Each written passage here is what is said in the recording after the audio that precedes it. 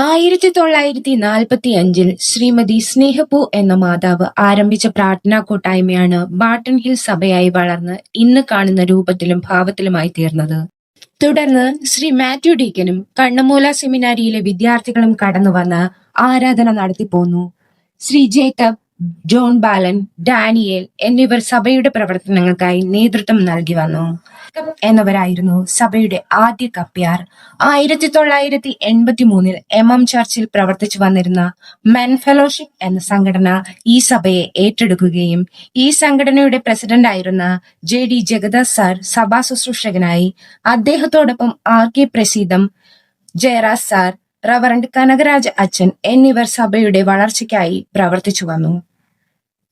1989 ആരാധന നടന്നു വന്നിരുന്ന ഷെഡ് തകർന്നു വീഴും എന്ന അവസ്ഥ വന്നപ്പോൾ അന്നത്തെ ഡിസ്ട്രിക്ട് ചെയർമാനായിരുന്ന റവറന്റ് സോളമൻ അച്ഛനെ സഭാ സെക്രട്ടറിയുടെ നേതൃത്വത്തിൽ സഭാ കമ്മിറ്റിയായി ചെന്ന് കാണുകയും അദ്ദേഹം പുതുക്കി പണിയുന്നതിനു വേണ്ട ക്രമീകരണങ്ങൾ ചെയ്തു തരാമെന്നും ഉറപ്പു പറയുകയും ചെയ്തു. അത്തരുണത്തിൽ MM ചർച്ചിലെ അംഗമായിരുന്ന ബാബു കോൺട്രാക്ടർ എന്നവർ ഇഷ്ടിക ചെളിക്കെട്ട് കെട്ടി മുകളിൽ ബീം കൊടുത്ത് സ്ലാബ് പണിത് ഹാൾ നിർമ്മിക്കാമെന്നും 70,000 രൂപയോളം ചിലവ് വരുമെന്നും അറിയിച്ചു. മെൻ ഫെലോഷിപ്പ് സംഘടനയുടെ നേതൃത്വത്തിൽ ആവശ്യമായ തുക സമാഹരിക്കുകയും പഴയ പള്ളി സ്ഥിതി ചെയ്യുന്ന 2 സെന്റ് വസ്തുവിൽ ഹാൾ പണിയുകയും 1990 ജനുവരിയിൽ അഭിവന്യ യേശുദാസ് തിരുമേനി പ്രതിഷ്ഠ നടത്തുകയും ചെയ്തു.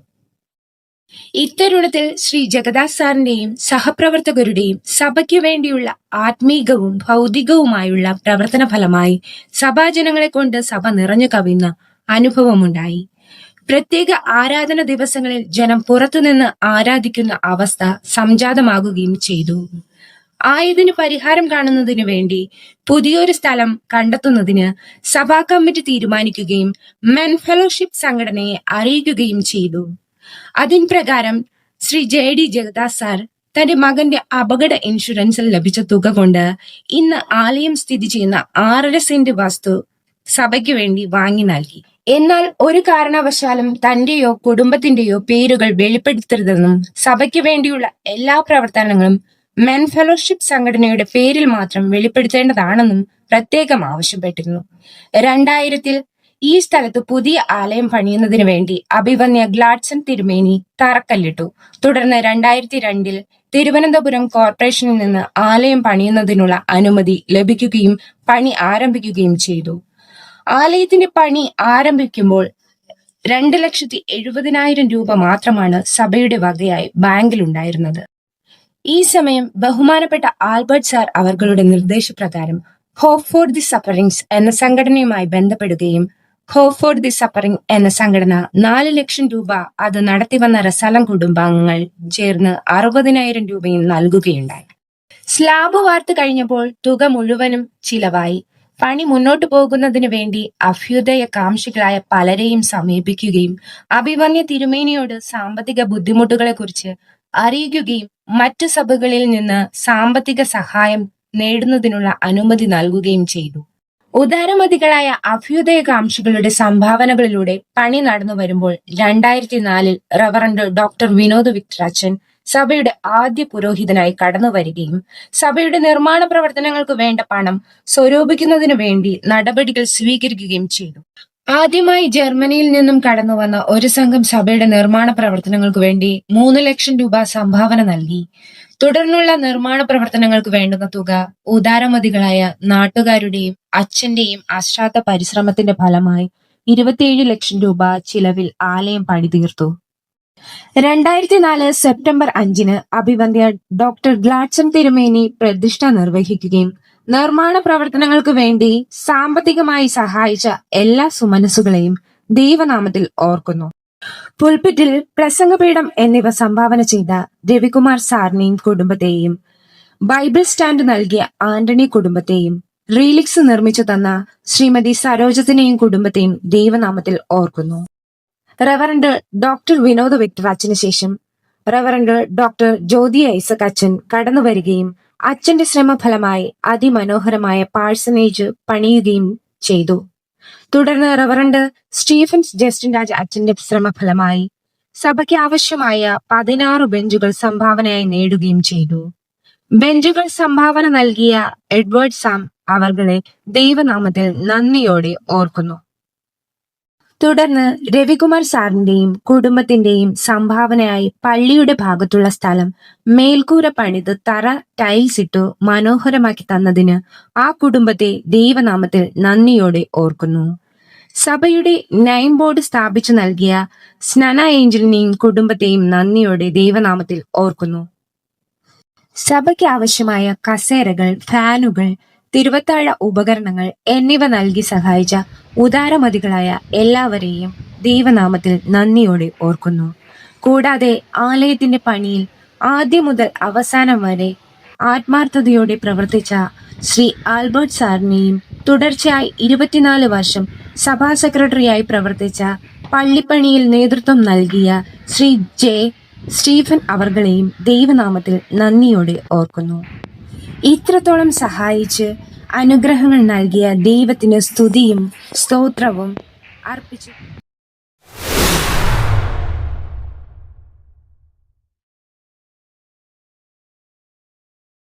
എൻ്റെ അറിവിൽ ഈ പള്ളി തുടങ്ങിയത് എൻ്റെ ചെറുപ്രായത്തിലാണ്. അപ്പോഴേ എൻ്റെ അച്ഛൻ്റെ അമ്മയാണ് ആ പള്ളി 2000 വെള്ളപ്പൊക്കം വന്ന് ആൾക്കാരെല്ലാം ഇവിടെ കേൾക്കാറ് തുടങ്ങി. അപ്പോഴ് ആ കൂട്ടത്തിൽ എൻ്റെ അമ്മൂമ്മയുണ്ടായിരുന്നു, അച്ഛൻ്റെ അമ്മ. അങ്ങനെ അവിടെ വന്ന് സ്ഥലം എല്ലാവർക്കും അളന്ന് കൊടുത്തപ്പോൾ പള്ളിക്ക് വേണ്ടി സ്ഥലം വേണമെന്ന് പറഞ്ഞ് അമ്മൂമ്മ അവിടെ കിടന്ന് ബഹളം ഉണ്ടാക്കി. അങ്ങനെ 2 സെൻറ്റ് സ്ഥലം പള്ളിക്ക് വേണ്ടി വിട്ടുകൊടുത്ത്. പള്ളി അപ്പുറം ഇപ്പുറം ഉള്ളവർ കുറച്ച് സ്ഥലം കൊടുക്കണമെന്ന് പറഞ്ഞ് അങ്ങനെ പള്ളിക്ക് വേണ്ടി ഞങ്ങളുടെ സ്ഥലം കൂടെ വിട്ടുകൊടുത്ത്. അവിടെ ഓല വെച്ച് മറച്ച് വിളക്ക് കത്തിച്ച് അവിടെ അമ്മാമ്മ ഇന്ന് ആരാധന നടത്തുമായിരുന്നു. ആരാധന നടത്തി കുറച്ച് നാൾ കഴിഞ്ഞപ്പോൾ കുറച്ച് ആൾക്കാരൊക്കെ വന്നു തുടങ്ങി. അങ്ങനെ കണ്ണമൂലയിൽ നിന്ന് സെമിനാരിയിൽ നിന്ന് ആൾക്കാർ വന്ന് ആരാധന നടത്തിക്കൊണ്ടിരുന്നു. അങ്ങനെ കുറേ ആൾക്കാർ വന്ന് പിന്നെ ആരാധന നടത്തി പള്ളിക്ക് ഓല കെട്ടിയ പള്ളി ചാണാനൊക്കെ വാരി മെഴുകി കട്ട കെട്ടി ചാണകം മെഴുകുന്ന തറയായിരുന്നു. അവിടെ ഇങ്ങനെ ചാണകം മെഴുകി. അങ്ങനെ ഞങ്ങൾ കൊച്ചു പ്രായത്തിൽ മ്യൂസിയത്ത് LMSൻ്റെ അവിടെയൊക്കെ പോയാണ് ചാണകം വാരി കൊണ്ടുവന്ന് ഞങ്ങളെല്ലാം മെഴുകി.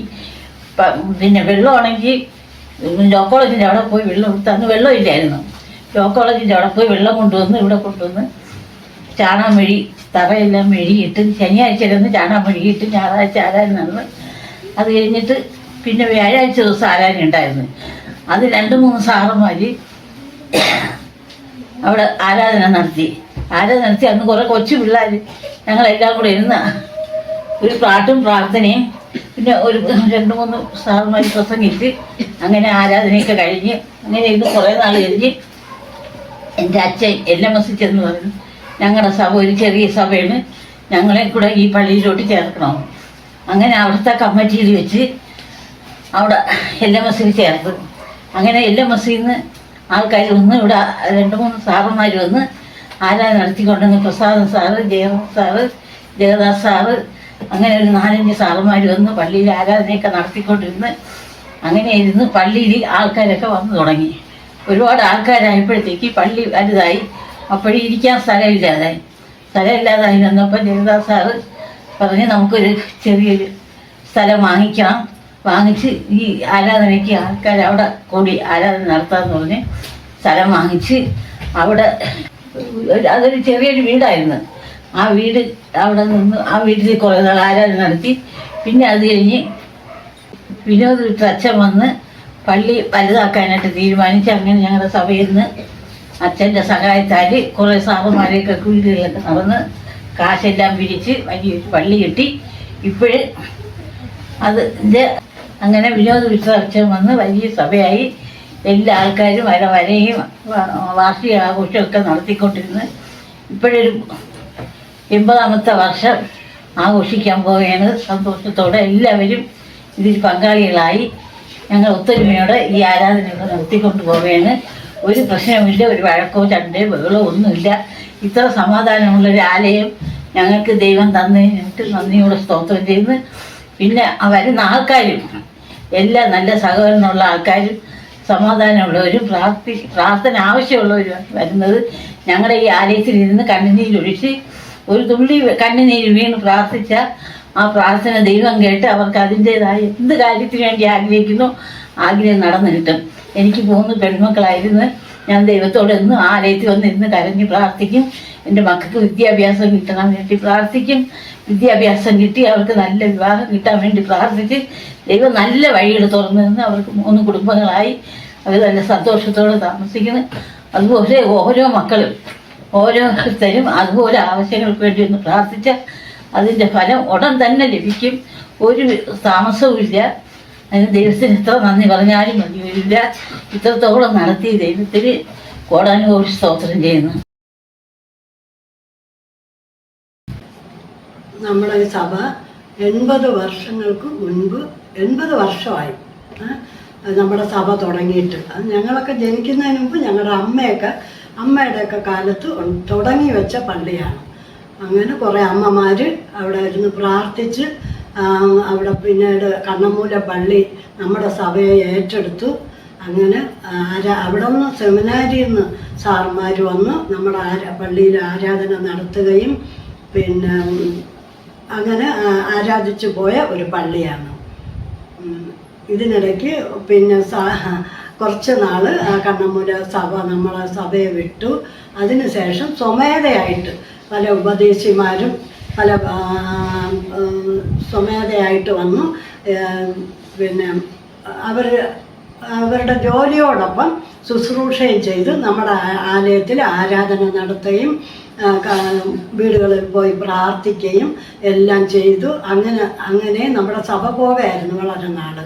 പിന്നീട്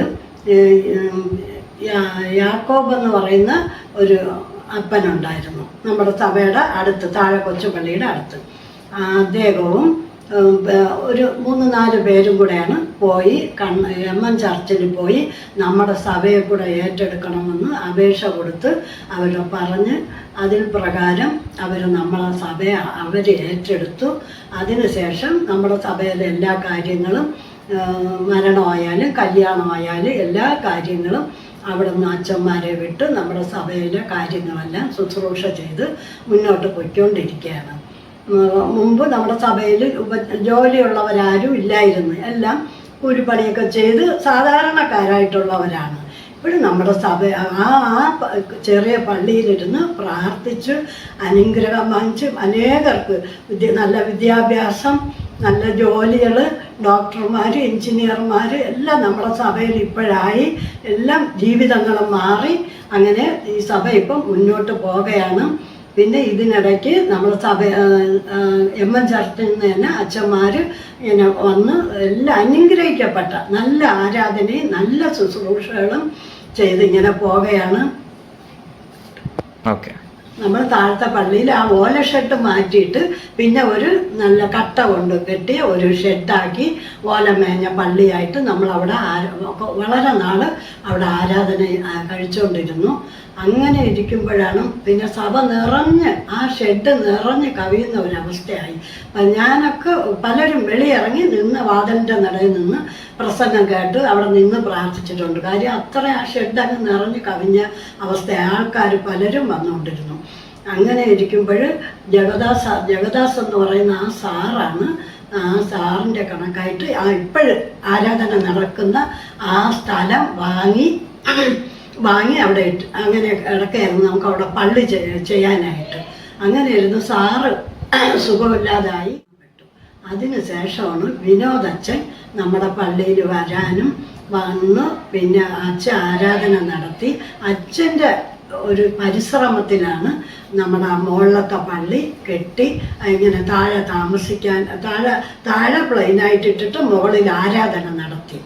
അങ്ങനെ നല്ല അനുഗ്രഹിക്കപ്പെട്ട ആരാധനയും ആൾക്കാരെല്ലാം വരിക. അവിടെ ഇരുന്ന് ഞങ്ങൾ കരഞ്ഞ് പ്രാർത്ഥിച്ചിട്ടുള്ള ഒരുപാട് പേർക്ക്, എനിക്ക് മാത്രമല്ല അനേകം പേർക്ക് ജോലിയായാലും വിദ്യാഭ്യാസമായാലും എല്ലാം ഞങ്ങൾ അവിടെ ഇരുന്ന് കരഞ്ഞ് പ്രാർത്ഥിച്ചിട്ടുള്ള എല്ലാം ദൈവം തന്നു. അങ്ങനെ അനുഗ്രഹിക്കപ്പെട്ട അനേകം കുടുംബങ്ങൾ ഇന്ന് നന്നായിട്ട് ദൈവത്തിൻ്റെ ആ കൃപയാൽ അവർ അനുഗ്രഹിക്കപ്പെട്ട് നന്നായിട്ട് ഇന്ന് ജീവിക്കുന്നുണ്ട്.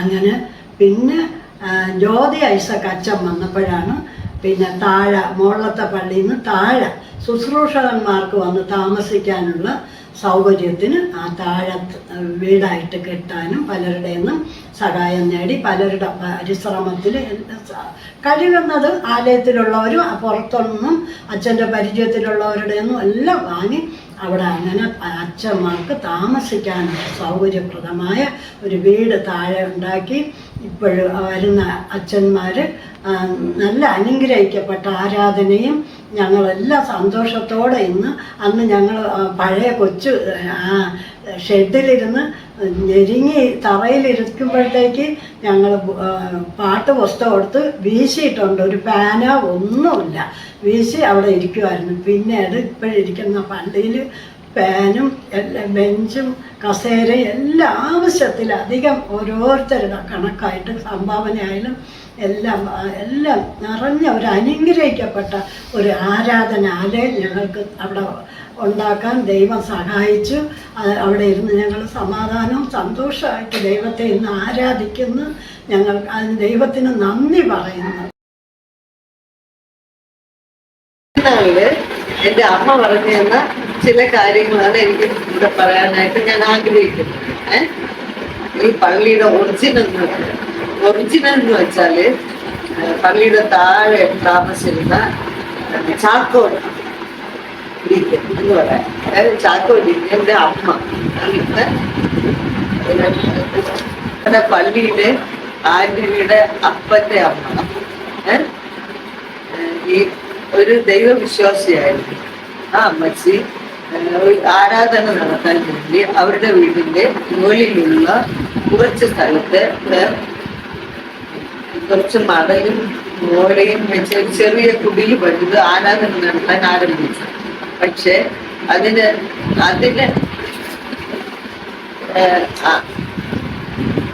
തൊട്ടടുത്ത് താമസിച്ച ജോൺ ബാലൻ സാർ, അദ്ദേഹം ഒരു സ്കൂൾ അധ്യാപകനാണ്. സാർ ഒരു ദൈവഭക്തനും ഉപദേശിയുമായിരുന്നു. സാറായിരുന്നു ആ പള്ളിയെ നയിച്ചുകൊണ്ട് പോയിട്ടുള്ളത്. കൂടെ SP അമ്മാവൻ എന്ന് പറഞ്ഞ അദ്ദേഹം ഒരു സാറായിരുന്നു. അദ്ദേഹവും വന്ന് പള്ളിയിൽ ആരാധന നടത്തിയിട്ടുണ്ട്. ആദ്യകാലങ്ങളിൽ പള്ളിയിൽ ആരാധന നടത്താൻ വന്ന ഉപദേശി SP അമ്മാവനായിരുന്നു. അദ്ദേഹം ഒരു പ്രാസംഗികൻ കൂടിയായിരുന്നു. പിന്നെ എൻ്റെ അറിവ് ശരിയാണെങ്കിൽ കണ്ണമുല്ല സെമിനാരിയിലുള്ള അച്ഛൻ പട്ടത്തിൽ പഠിക്കാൻ വരുന്ന ചെറുപ്പക്കാരുടെ ട്രെയിനിങ് സെന്ററായി ഈ പള്ളി മാറി. സഖ്യത്തിന് നയിച്ചിരുന്നത് കണ്ണമുല്ലയിൽ നിന്നും വരുന്ന ചെല്ലമ്മ ടീച്ചറായിരുന്നു. ടീച്ചറിന്റെ ഭർത്താവ് ഒരു ആരാധന നടത്താൻ സഹായിച്ചിരുന്ന ഒരു വ്യക്തിയായിരുന്നു. ഡീക്കന്മാർ ആരൊക്കെയാണെന്ന് വെച്ചാല് ഡീക്കന്മാരായി പ്രവർത്തിച്ചു വന്ന പ്രമുഖ വ്യക്തികൾ ചാക്കോ ഡീക്കൻ, ആന്റണിയുടെ അപ്പൻ. രണ്ടാമത് ദാനിയൽ ഡീക്കൻ. അവരുടെ മരണം വരെ സുദീർഘമായ സേവനമാണ് അനുഷ്ഠിച്ചു പോകുന്നത്. കുറച്ചു കാലയളവിൽ ഞാൻ കണ്ട ഡീക്കന്മാർ അപ്പു, രമണിയുടെ ഭർത്താവ് രാജു, വ്യക്തമായി പറയാൻ അറിയില്ല, നല്ലപോലെ പാടുന്ന ഗായക സംഘം ഉണ്ടായിരുന്നു.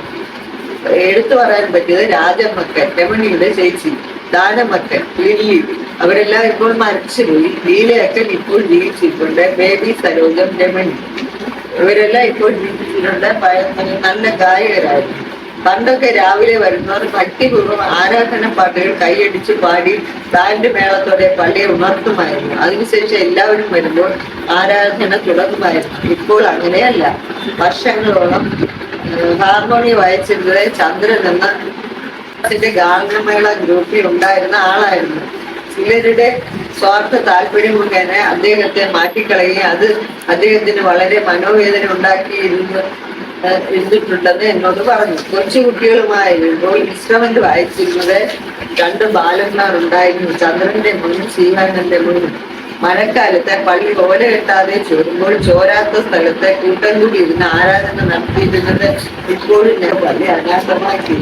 പള്ളി അനാഥമാകാതിരിക്കാൻ സൂചിയുടെ പപ്പ മാത്യു ഡിക്കൻ എന്നാണ് ഞങ്ങൾ വിളിച്ചിരുന്നത്. സെക്രട്ടേറിയറ്റ് ഉദ്യോഗസ്ഥനായിരുന്നു. പള്ളിയിലെ ആരാധന എടുത്ത് പള്ളിയെ നല്ല നിലയിൽ ആരാധന നടത്തിപ്പോന്നു. കണ്ണമൂലയിൽ നിന്ന് വന്നിരുന്ന ദാനിയൽ ഡിക്കനും ഉണ്ടായിരുന്നു. രണ്ടുപേരും പള്ളി നശിച്ചു പോകാതെ സംരക്ഷിച്ചു. മാത്യു ഡിക്കന്റെ കുടുംബവും സൂസിയുടെ സഹോദരങ്ങൾ, അമ്മ, അമ്മൂമ്മ,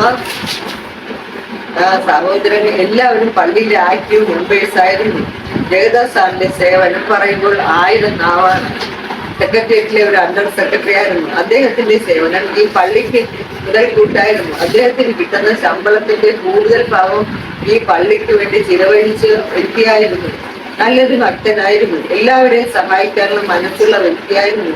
ശമ്പളത്തിൽ നിന്ന് തന്നെ പാവങ്ങൾക്ക് പെൻഷൻ പോലെ തന്നെ അന്ന് കാലത്ത് കൊടുക്കുമായിരുന്നു. അദ്ദേഹത്തിന്റെ കാലത്താണ് ഇപ്പോൾ കാണുന്ന ഈ പള്ളിക്ക് വേണ്ടി സ്ഥലം വാങ്ങിയത്. അദ്ദേഹത്തിന്റെ മകന് ഒരു ആക്സിഡന്റ് പറ്റിയപ്പോൾ കോമ്പൻസേഷൻ കിട്ടിയ പൈസ മുടക്കിയാണ് സ്ഥലം വാങ്ങിയതെന്നാണ് അറിവ്. അദ്ദേഹം തികച്ച ഒരു നിഷ്കളങ്കനായ ഒരു വ്യക്തി തന്നെയായിരുന്നു. മാത്യു സാർ എല്ലാ വ്യാഴാഴ്ചയും വൈകുന്നേരം ആരാധന നടത്താൻ വരുമായിരുന്നു. സാറിന്റെ ആരാധന നല്ല ആത്മീയതയുള്ളതായിരുന്നു. പഴയ കാലങ്ങളിൽ വരുമാനം കണ്ടെത്തിയിരുന്നത് പിടിയേരി ലേലമായിരുന്നു. കരോൾ തുക മുഴുവനും പള്ളിയുടെ ആവശ്യങ്ങൾക്കായി ഉപയോഗിച്ചിരുന്നു. പള്ളിയിൽ ഒരുപാട് വ്യക്തികൾ പള്ളിക്കൊണ്ടി പ്രവർത്തിച്ചിട്ടുണ്ട്. എല്ലാവരുടെയും പേര് പറഞ്ഞാൽ ചിലരുടെ പേര് പറയാതിരിക്കുന്നതിൽ അത് വ്യക്തി വൈരാഗ്യമാകും. അതായത് നമ്മുടെ പാർട്ടിനിക്കൽ CSI എന്ന് പറഞ്ഞ പള്ളി ഇപ്പോഴത്തെ കണ്ടീഷൻ അനുസരിച്ച് പഴയ പള്ളി ഉണ്ട്, 4ാമത്തെ സ്റ്റേജാണ് ഇപ്പോഴിരിക്കുന്ന പള്ളി. അപ്പോൾ അതിൻ്റെ ഈ 3 സ്റ്റേജും ശരിയാക്കി വന്നത് കണ്ണമൂലയിലുള്ള സാറന്മാരാണ്. കണ്ണമൂല ഇന്ന് ഇരിക്കുന്ന കോളേജിൻ്റെ തൊട്ടപ്പുറത്ത് ഫാമിലി ക്വാർട്ടേഴ്സാണ്. ഈ അച്ചൻപട്ടത്തിന് പഠിക്കുന്നവർ അല്ലാത്തവർ, വിവാഹം കഴിഞ്ഞവർ ഒരു സൈഡും വിവാഹം കഴിയാത്തവർ ഇപ്പുറത്ത് അച്ചൻപട്ടത്തിന് പഠിക്കുന്നവർ ഇവരെല്ലാം ഓരോ മുറിയിലാണ്. അങ്ങനെ ഇരിക്കുന്ന സമയത്ത് കണ്ണമൂലയെന്ന് ചെല്ലമ്മ ടീച്ചറും ടൈറ്റസ് ഡീക്കനുണ്ട്. അങ്ങനെ ചെല്ലമ്മ ടീച്ചർ എല്ലാ വ്യാഴാഴ്ചയും വന്ന്, അന്ന് രഞ്ജിത മാമി ഉണ്ടായിരുന്നു, എൻ്റെ അമ്മയുണ്ടായിരുന്നു. അപ്പോൾ എല്ലാ വ്യാഴാഴ്ചയും വൈകുന്നേരം വന്ന്, അന്ന് നമ്മുടെ പള്ളിയുടെ അപ്പുറത്ത് താമസിക്കുന്ന ഒരു കക്ഷിയുണ്ടായിരുന്നു, റോസമ്മ. അവർ മരിച്ചുപോയി.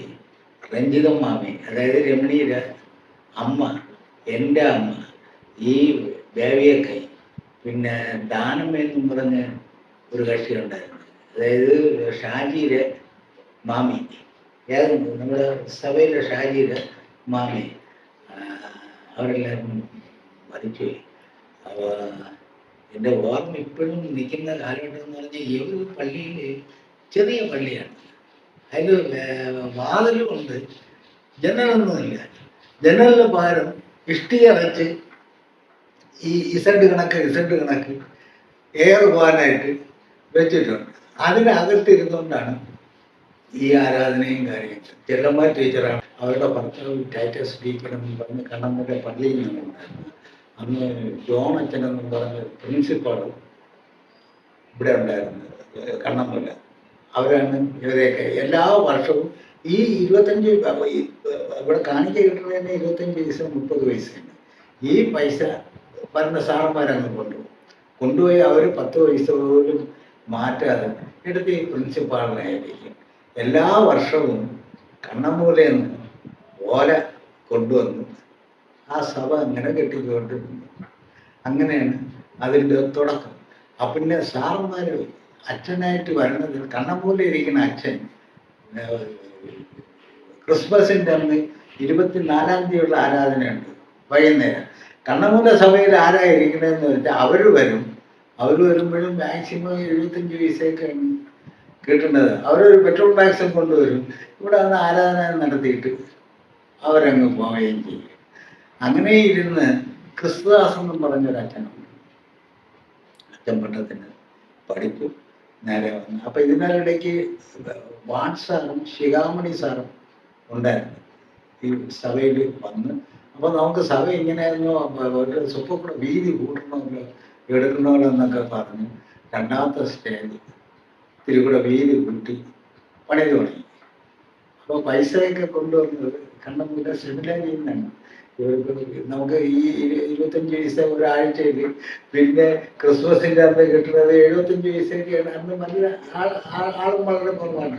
പക്ഷെ അന്ന് പാട്ട് പാടാനായിട്ട് രാജമ്മ ചേച്ചിയുണ്ട്, രമണിയുണ്ട്, ലീലയാക്കൻ എന്ന് പറഞ്ഞാൽ നമ്മുടെ പഴയ പള്ളിയുടെ തൊട്ട് ഫ്രണ്ടിലൊരു വീടുണ്ടായിരുന്നു.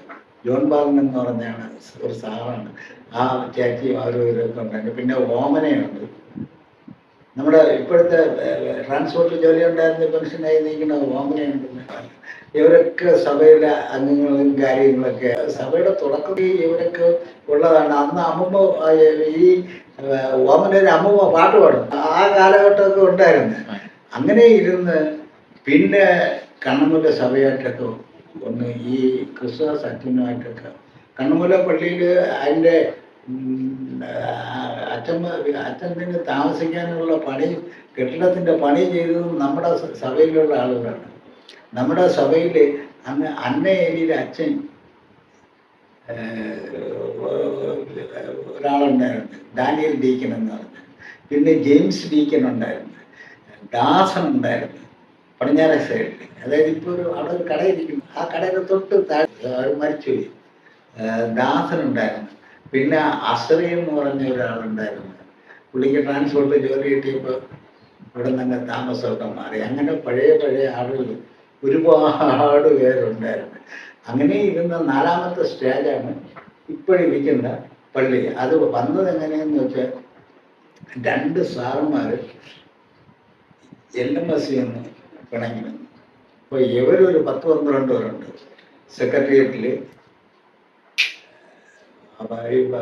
അക്കൗണ്ട് ഓഫീസിലൊക്കെ ജോലിയുള്ളവർ.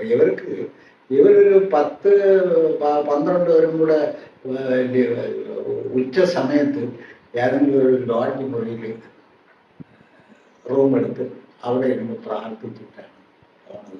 ആഹാരമൊക്കെ വളരെ നല്ലത്. അങ്ങനെ ഇരുന്ന് ജവഹർലാലിനകത്ത് താമസിക്കുന്ന ഒരു സാറൻ, 2 സാറന്മാരും നമ്മുടെ സഭയിൽ വന്നു. അപ്പം അങ്ങനെ ഇരിക്കുമ്പോൾ ഒരു കാര്യങ്ങൾ പറയാനായിട്ടാണ് പോകുന്നത്. എന്ന് പറഞ്ഞാൽ നമ്മുടെ സഭയുടെ നേരെ മുൻവശത്ത് ഒരു കെട്ടിടമുണ്ട്. അവിടെ വാടകയ്ക്ക് താമസിക്കുകയാണ്. മോഡി എന്ന് പറഞ്ഞവരുണ്ട്. 2-3 ദിവസമൊക്കെ അവരപ്പുറത്ത്. അപ്പം ഇയാൾക്ക് ജോലിയില്ല. പാളന്മാർക്കുള്ള ജോലി ഉണ്ടായിരുന്നു. അവിടെ നിന്ന് പറഞ്ഞു കേട്ടു. അങ്ങനെ ഇരിക്കുമ്പോഴാണ് ഈ 2 സാറന്മാരും ജയറാസും ജഗദാസും ഇവർ 2 പേരും കൂടെ ഗൗരിഷോട്ടൊക്കെ ഒരു വീട്ടിൽ പോയിട്ട്, അപ്പം അവരെന്ന് പറഞ്ഞാൽ മക്കളൊന്നും ഇല്ലാത്ത വീടുകളിൽ അവർ പോയിട്ട് തിരിച്ചു വരുന്ന വഴിക്ക് ഇവർ 2 പേരും കൂടെ നിൽക്കുകയാണ്. എന്തിനാണ്? അന്ന് TV പാർക്കിൽ മാത്രമുള്ളൂ. 7 മണിയാവുന്ന സമയത്ത് പെണ്ണുങ്ങളെല്ലാം TV കാണാൻ പോകും, സീരിയലൊക്കെ കാണാൻ പോകും. അപ്പോഴും ഈ വീട്ടിനകത്ത് ഒരു ജീവൻ കളയണം എന്ന് വിചാരിച്ചുകൊണ്ട് നിൽക്കുമ്പോഴാണ് ഈ 2 സാറന്മാരും പറയുന്നത്, ജഗദാസും ജയറാസും. എന്തേ മോളിൽ നിൽക്കുന്നേ? അയ്യോ സാറേ, 4 ദിവസമായി ഞങ്ങൾ ആഹാരമൊക്കെ കഴിച്ചിട്ട് ചേട്ടനുണ്ടെങ്കിൽ ജോലി ചെയ്യാൻ വലിയ ബുദ്ധിമുട്ടാണ്. അതിനെന്താ, നീ ഒരു കാര്യം ചെയ്യും, ഈ പൈസ കൊണ്ടുപോയി അരിയൊക്കെ വാങ്ങിച്ച് ചോറൊക്കെ വെച്ച് കഴിക്കാൻ പറഞ്ഞിട്ട് ഇവരങ്ങ് നടന്നു മോളിൽ മുണ്ടിപ്പാറളി എന്നും പറഞ്ഞ ഒരാളുടെ കടയുണ്ട്. അവിടെ ഇപ്പോൾ കടയൊന്നുമില്ല. ഗ്ലാസ് ഹൗസിൻ്റെ തൊട്ടിപ്പുറത്ത്. അവിടെ എത്തിയപ്പോൾ കാണാം, എവിടെ നോക്കിയപ്പോൾ കാണാം 600 രൂപ ഇരിക്കുന്നു. ഈ പൈസ എത്ര മറ്റേ ഗൗരിഷോട്ടത്തെ വീട്ടിൽ നിന്ന് കിട്ടിയതാണ്, എത്ര ഉണ്ടെന്നൊന്നും പുള്ളി നോക്കണില്ല. പുള്ളി ആരെങ്കിലും കൊടുത്തോണ്ടിരിക്കുകയാണ്. സാറേ, ഇത് ഒരുപാട് പൈസ ഉണ്ടെന്നും പറഞ്ഞ് ഈ കുട്ടി ചെല്ലുകയാണ്. അവർ ഇല്ല, എത്ര ഉണ്ടായിരുന്നാലും നീ തന്നെ വെച്ചോ, നീ അരിയൊക്കെ വാങ്ങിച്ചുണ്ടെന്ന് പോകും. അങ്ങനെ ഇരിക്കുമ്പോഴാണ്, അതൊക്കെ കഴിഞ്ഞ് കുറച്ച് നാളും കൂടെ കഴിയുമ്പോഴാണ് ഇപ്പോഴിരിക്കുന്ന പള്ളിയിൽ സ്ഥലം വാങ്ങിക്കുന്നത്. ഇപ്പോഴിരിക്കുന്ന പള്ളി സ്ഥലം എന്ന് പറഞ്ഞാൽ അത് എൻ്റെ കൂടെ പഠിച്ച ഒരു റോബിൻസൺ എന്നും പറഞ്ഞൊരു പയ്യനുണ്ട്. അവരിപ്പോൾ ഇവിടെയല്ല, ശ്രീകാര്യത്തിൻ്റെ അപ്പുറത്താണ് അവർ താമസിക്കുന്നത്. അവൻ്റെ അച്ഛന് ട്രാൻസ്പോർട്ടിൽ ജോലി ഉണ്ടായിരുന്നു. പള്ളിക്കാണെങ്കിൽ 75,000 രൂപയ്ക്ക് തരാം, വേറെ ആർക്കും അവിടെ കൊടുക്കില്ല എന്ന് പറഞ്ഞു. അങ്ങനെ ആ സ്ഥലം ഈ ജയറാസും ജഗദാസാറും കൂടെ അവരെ ഒരു 8-10 ടീമുണ്ടായിരുന്നു. അവർ ആ സ്ഥലം വാങ്ങിക്കുകയാണ് ചെയ്തത്. അവർ ആ സ്ഥലം വാങ്ങിച്ചപ്പോൾ പിന്നെ പള്ളി വയ്ക്കാനായിട്ടൊന്നും നിവർത്തിയില്ല. അങ്ങനെ ഇരിക്കുമ്പോഴാണ് അതിനകത്ത് ആരെങ്കിലും താമസവും വേണം. അങ്ങനെ നമ്മുടെ സഭയിലെ സെക്രട്ടറിനെയും കുടുംബത്തിനെയും കൂടെ അവിടെ താമസിച്ചു. സ്റ്റീഫാന് അച്ഛനും അമ്മയും ആ പിള്ളേരെല്ലാം അവിടെയാണ് വളർന്നത്. കുറച്ചു കാലം കഴിഞ്ഞപ്പോഴാണ് നമ്മുടെ നന്ദൻകോട്ടുള്ള അച്ഛൻ വരുന്നത്. അച്ഛൻ വന്നതിന് ശേഷമാണ് ഈ സംഭവം ഇങ്ങനെ ആയത്. അങ്ങനെ പഴയ ഇത്രയും കാര്യങ്ങളാണ് സഭ തുടങ്ങിയതിന് ശേഷം 80 വർഷം ഇപ്പോൾ ആയി. ഇത്രയും കാലം സഭയിൽ വരുവാനും സഭയുടെ കാര്യങ്ങളൊക്കെ നോക്കാനും പള്ളിയുടെ കാര്യങ്ങളൊക്കെ നോക്കിയെടുക്കുകയൊക്കെ നടത്തുന്നതിന് ദൈവം അതിന് അനുമതി തന്നെ തരികയും അസുഖങ്ങളൊന്നും കൂടാതെ ഇത്രയും നാൾ പരിപാലിച്ചതിന് ഏറ്റവും നന്ദി ദൈവത്തോട് പറയുന്നു.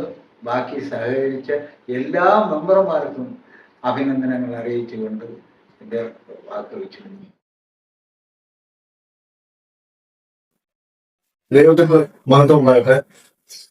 യഹോവ വീട് പണിയാതിരുന്ന പണിയുന്നവർ വധ അധ്വാനം. യഹോവ പട്ടണം കാത്തുവാതിരുന്ന കാവൽക്കാർ വൃഥ ജാഗരിക്കുകയും വൃഥ ജാഗ്രഹിക്കുക.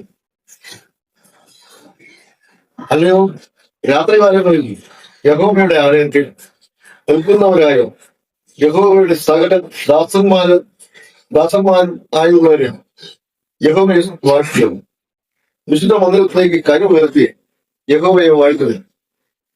ആകാശവും ഭൂമിയും ഉണ്ടാക്കിയ യഹോവ സിയോനിൽ നിന്നും നിന്നെ അനുഗ്രഹിക്കുമാറാകട്ടെ. ഇപ്രകാരം ഈ പരിശുദ്ധ ആലയത്തിൽ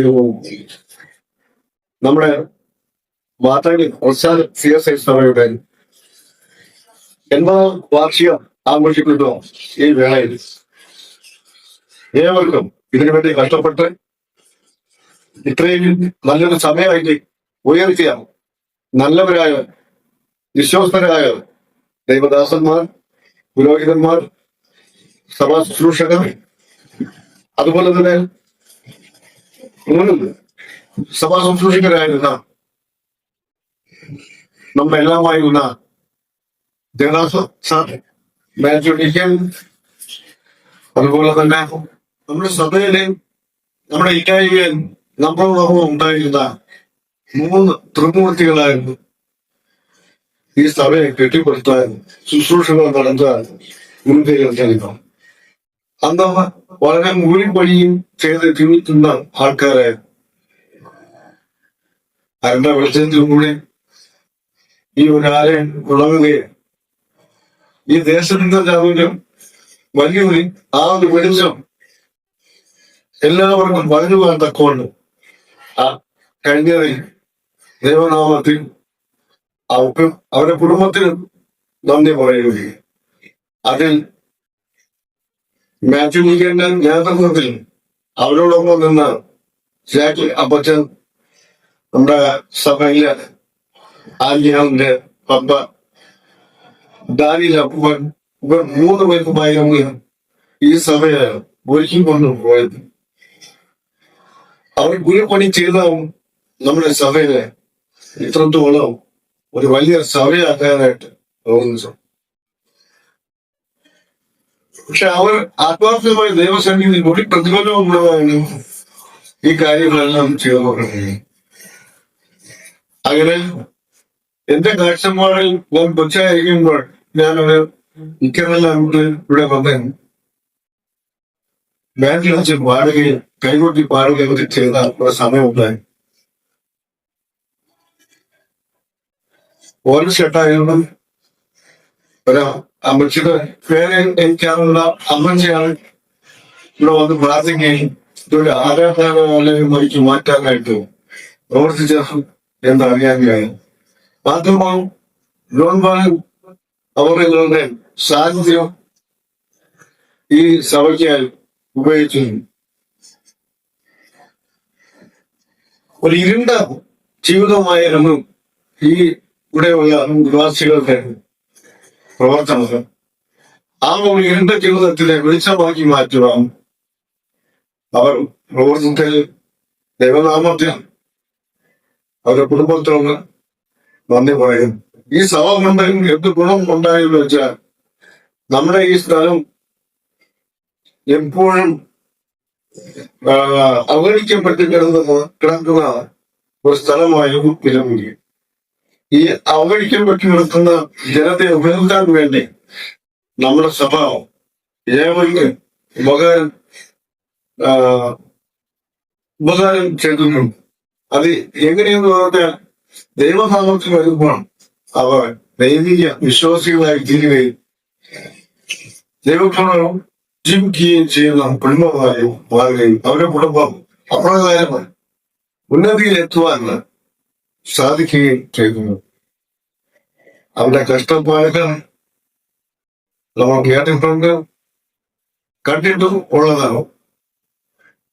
എന്നാൽ ഇവിടെ ചുരുക്കം ചില കുന്നാരങ്ങൾ കുടുംബക്കാർ മാത്രമായിരുന്നു ആദ്യമേ ഇവിടെ സഭയിൽ ആരാധിക്കാൻ പോകുന്നു. അവരുടെ പ്രവർത്തനങ്ങൾ ഈ സമയത്ത് ഓർമ്മിക്കുന്നു. എന്തായിരുന്നാലും നമ്മുടെ ഈ സഭ 80-ാം വാർഷികം ആഘോഷിക്കുമ്പോൾ അതിയായ സന്തോഷം. ഇത് പ്രവർത്തിച്ചിരുന്ന അനേകം പേര് എടുക്കപ്പെട്ടവരുടെ ദൈവനാമത്തിൽ എടുക്കപ്പെട്ടവരായിട്ടുണ്ട്. അവരെ ഇതോടൊപ്പം ഓർമ്മിക്കുന്നത് ദൈവം ഇത്രയും വർഷക്കാലം അടിയനെ ജീവിക്കാതെയാണ് അവസരം തന്നത് ഓർത്ത് ഞാൻ നന്ദിയോടുകൂടി നന്ദി പറയുന്നു. ദൈവനാമത്തിൽ നന്ദി പറയുന്നു. ദൈവമേ, ഈ സഭ 80-ാം വാർഷികം ആഘോഷിക്കുമ്പോൾ അത് കാണാനുള്ള ഭാഗ്യം എനിക്ക് തന്നതിൽ നന്ദി. ഇനിയും സഭ ഉയരട്ടെ. സഭയോടൊപ്പം വിശ്വാസികളും സഭാവിശ്വാസികളും ഉന്നതിയിൽ വരട്ടെ എന്ന് പറഞ്ഞുകൊണ്ട് ഞാൻ ദൈവനാമത്തിൽ നിർത്തുന്നു. എങ്കിലും ഒരു കാര്യം കൂടി പറയട്ടെ. ദീർഘകാലം സംഘത്തിയായിരുന്ന ശ്രീവങ്ങൾ ദീർഘകാലം സംഘത്തിയായിരുന്ന ശ്രീവങ്ങൾ സഭയ്ക്ക് വേണ്ടി നല്ല കാര്യങ്ങളൊക്കെ ചെയ്യുകയും ഇവിടെ അച്ഛൻ പോലും ഇല്ലാതിരിക്കുന്ന സമയത്ത് വളരെ കഷ്ടപ്പെട്ട അച്ഛന്മാരെ ഓരോ ചടങ്ങുകളും അതൊക്കെ ചെയ്യാനായിട്ട് അന്നും ഓരോരുത്തരും സംസാരിച്ചു. അതിലെ ആത്മീയത്തെ കാര്യം പ്രത്യേകം എടുത്ത് പറയത്തക്കതായിട്ടുള്ള ഒരു വെല്ല് തന്നെ നമ്മുടെ സഭയ്ക്കായിട്ട് അനേകം പേർ സഭയ്ക്കായിട്ട് പ്രവർത്തനം ചെയ്തോളും. ആദ്യം ദൈവം ഉൽപ്പത്തിൽ പറയും പോലെ ആദ്യം ദൈവം ആകാശവും ഭൂമി ശൂന്യമായി പാഴായി ഇരുണ്ടതുമായി ആ ഒരു അവസ്ഥയായിരുന്നു ഈ ദേശം. ഈ ദേശത്തിന്റെ വെളിച്ചമായി നമ്മുടെ ഈ സഭ ഇവിടെ വരികയും അങ്ങനെ എല്ലാവർക്കും ഒരു വെളിച്ചമാകുവാനും ഭൗതികമായിരുന്നാലും ആത്മീയമായിരുന്നാലും എല്ലാ കാര്യത്തിലും ഈ സഭ ഒരു വെളിച്ചമായി ഏവർക്കും പ്രകാശിച്ചു. ആ പ്രകാശമാണ് ഇന്ന് ഈ കാണുന്ന പുതിയ സഭ. ഇതിനുവേണ്ടി പ്രവർത്തിച്ച എല്ലാവർക്കും, സഭയിലെ വിശ്വാസികൾക്കും അച്ഛന്മാർക്കും ഏവർക്കും ദൈവനാമത്തിൽ ഞാൻ നന്ദി. കാരണം ഇതൊരു അതിശയമാണ്. പലരും ഈ സഭ വിട്ട് പോയവരുണ്ട്. അവരെല്ലാവരും അവരുടേതായിട്ടുള്ള പങ്ക് ഈ സഭയ്ക്ക് വേണ്ടി വഹിച്ചിട്ടുണ്ട്. അവരുടെ കുടുംബത്തിന് നന്ദി പറയുന്നു. എനിക്ക് കൂടുതലൊന്നും പറയാനില്ല. നിർത്തുന്നു. നന്ദി, നമസ്കാരം.